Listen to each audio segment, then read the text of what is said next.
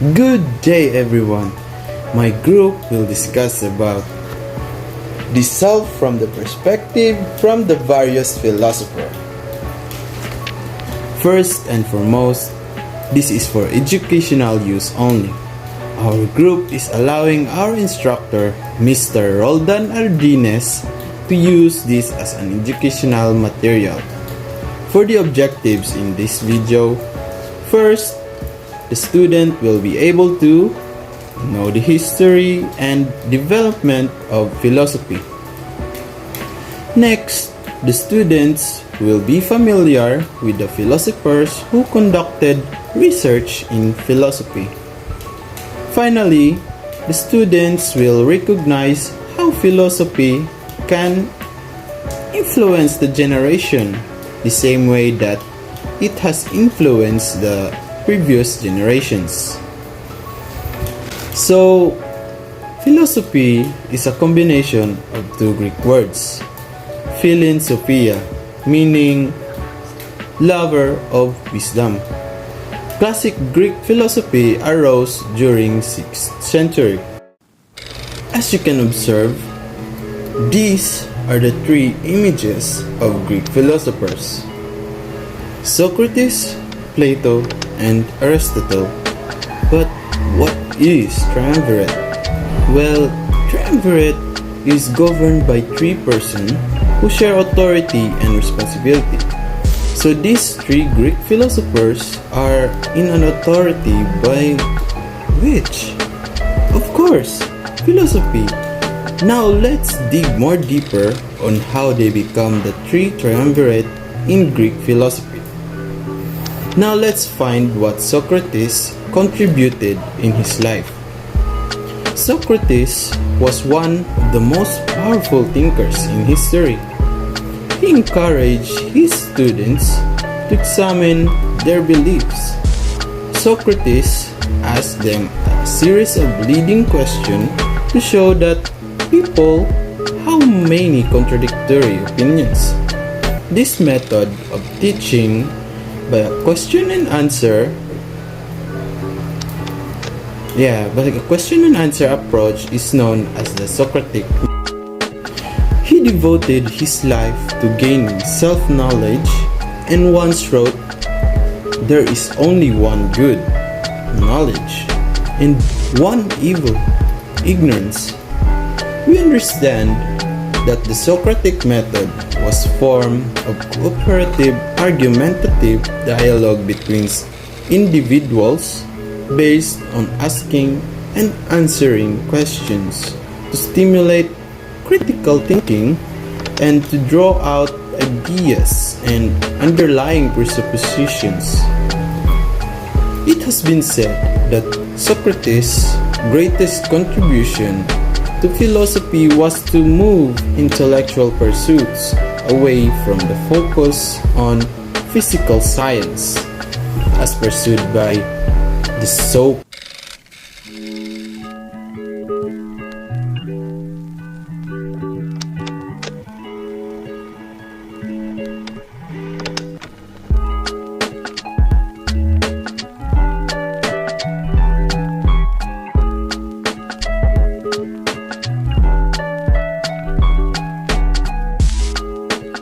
The only true wisdom is in knowing you know nothing.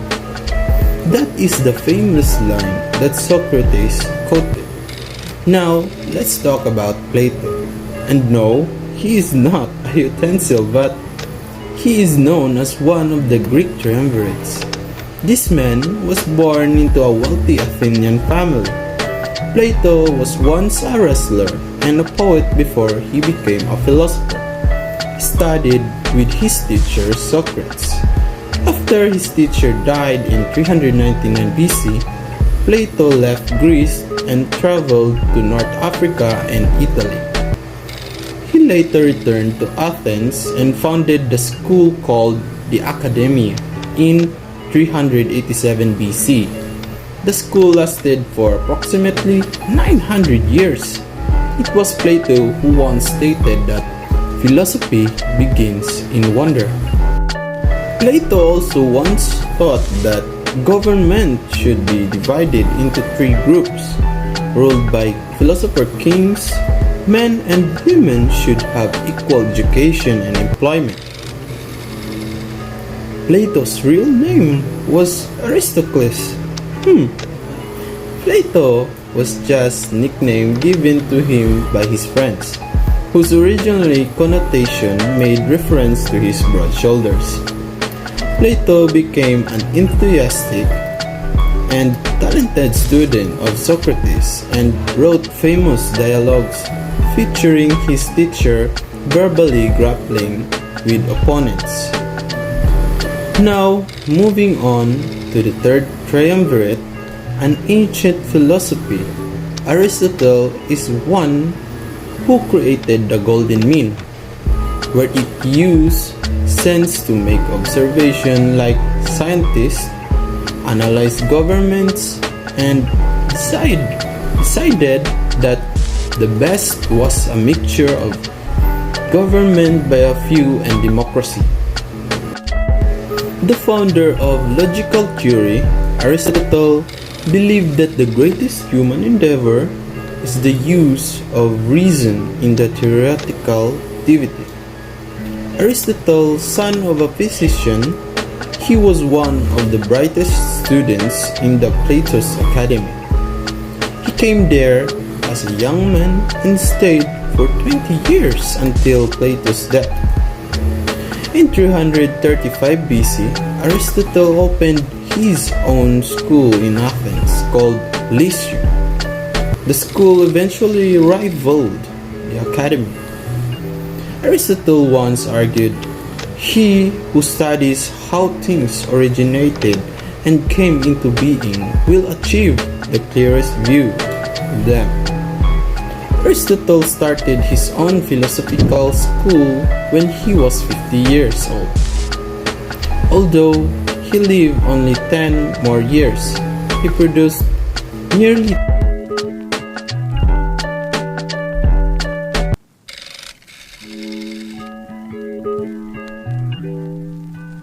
The ethics of Socrates gives him concern in philosophy was how should we live?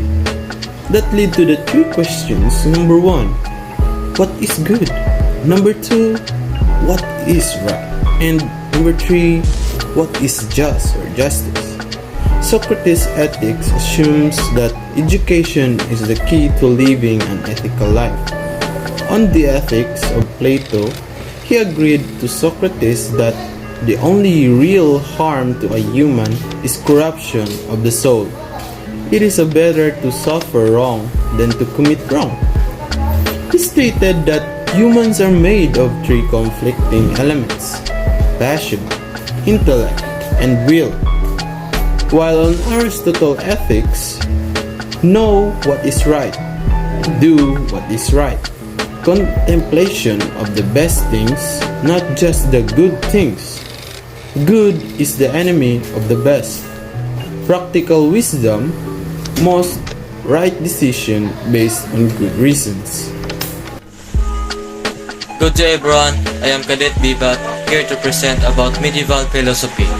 It is the philosophy of Western Europe from about 400 to 1400, roughly the period between the fall of Rome and the Renaissance.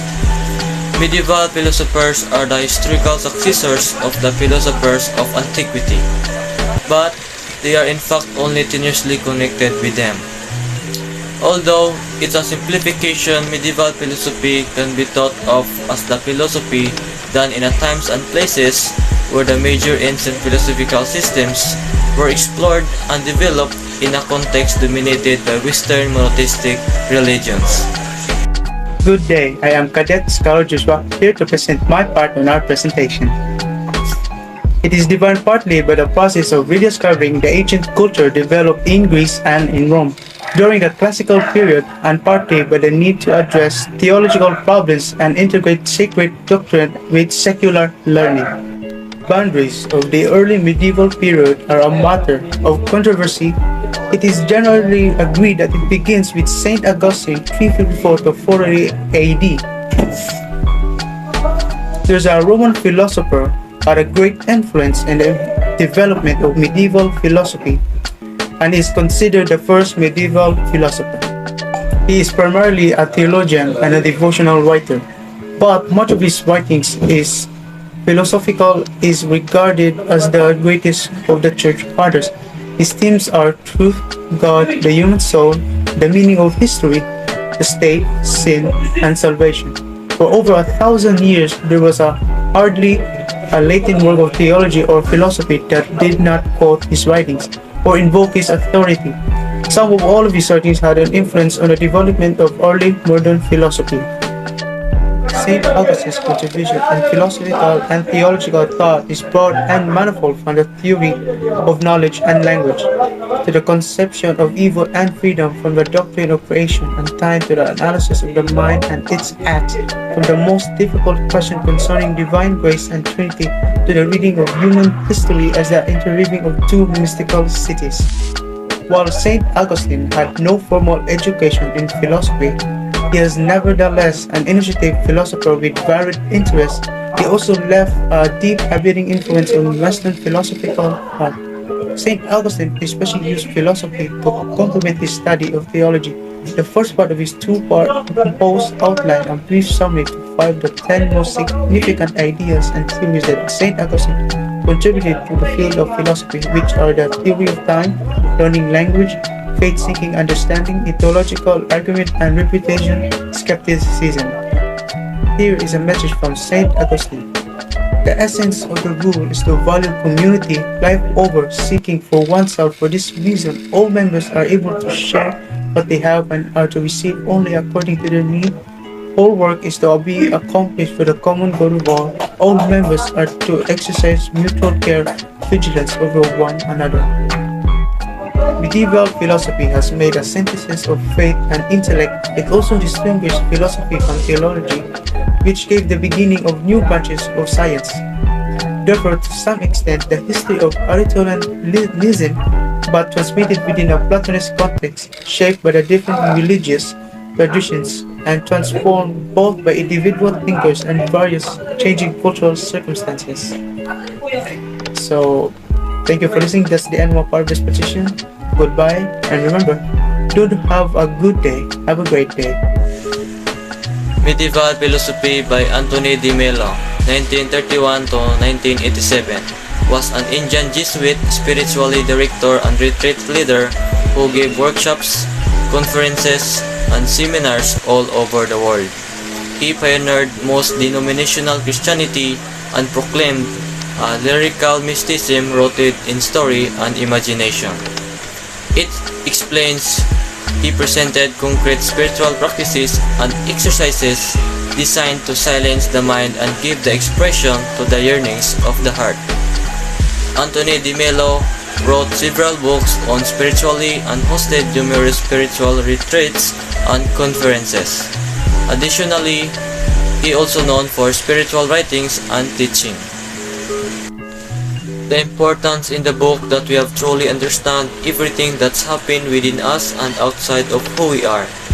A spiritual guide that will help you and put your life and yourself in perspective, guide you in any decision you face, and helps to understand the world around you.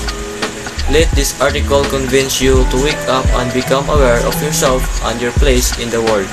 Hi, I'm Cadet Abila Jandel. I'm going to report about the perspectives of the self from the modern philosophers. Modern philosophy is a philosophy developed in a modern era and associated with a modernity. It is not a specific doctrine or school, and thus should not be confused with a modernism. Although there are certain assumptions common to much of it, which helps to distinguish it from the earlier philosophy. René Descartes is generally considered the father of the modern philosophy. He invented analytical geometry and introduced skepticism as an essential part of the scientific method.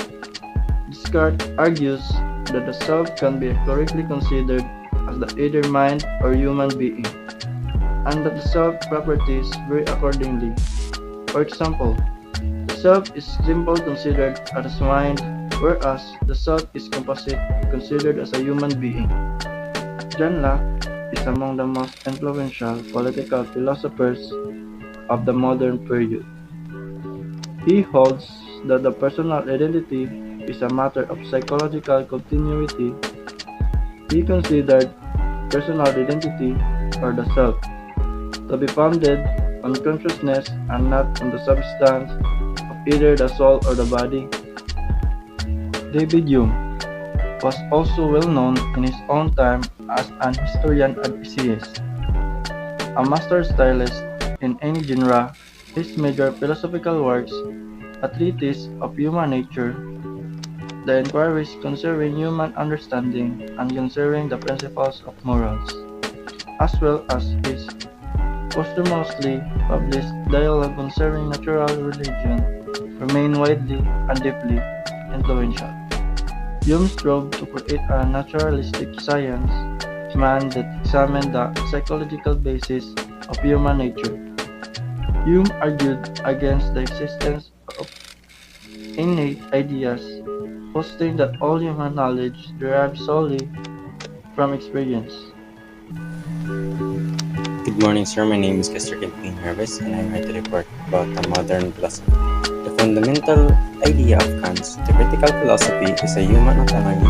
He argues that the human understanding is the source of general laws of nature that structure all our experience, and that human reasons give itself the moral law, which is our basis for belief in God, freedom, and immortality. Modern philosophy, Churchill believes that beliefs are not ontologically real. That is, he believes that a future fully matured neuroscience is likely to have no need for beliefs. Propositional attitude is the same manner that modern science discarded such notion as legends or witchcraft. Also suggested that only by suspending or backtracking away the natural attitude can philosophy becomes its own distinctive and rigorous science, and he insisted that phenomenology is a science of consciousness rather than imperial things. Maurice Monti believed that the physical body to an important part of what makes up the subjective self. The concept stands in contradiction to rationalism and empiricism. Rationalism asserts that the reason and mental perception, rather than physical senses and experience, are the basis of knowledge and self. Good day, everyone. Good morning, sir. My name is Piezas John Leo. Our topic for today is postmodernism by Davida Forti, Eastern philosopher. What is postmodernism? Postmodernism is a term that encompasses a wide range of developments in philosophy, film, architecture, art, literature, and culture. Originally a reaction to modernism, referring to the lack of artistic, intellectual, or cultural thought or organized principle. Started around in 1940s, exact date is unknown, peaked around in the 1960s and 1970s. My explanation about in postmodernism, it is not possible to be a neutral observer of the world.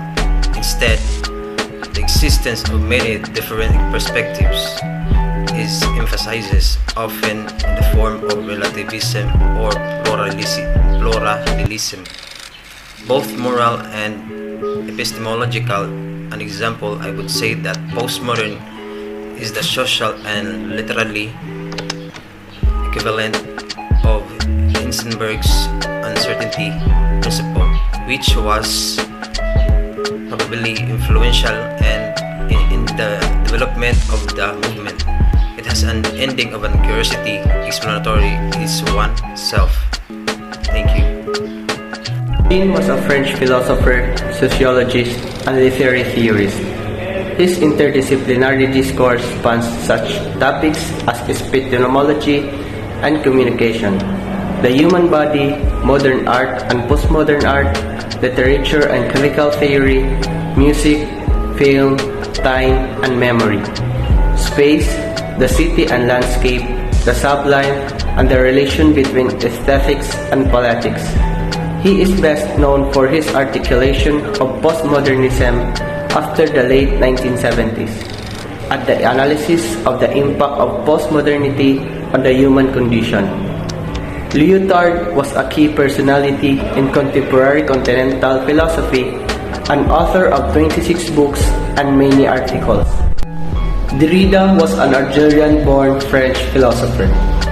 He developed the philosophy of deconstruction, which he utilized in numerous texts, and which was developed through close readings of linguistic of Ferdinand de Saussure and Husserlian and Heideggerian phenomenology.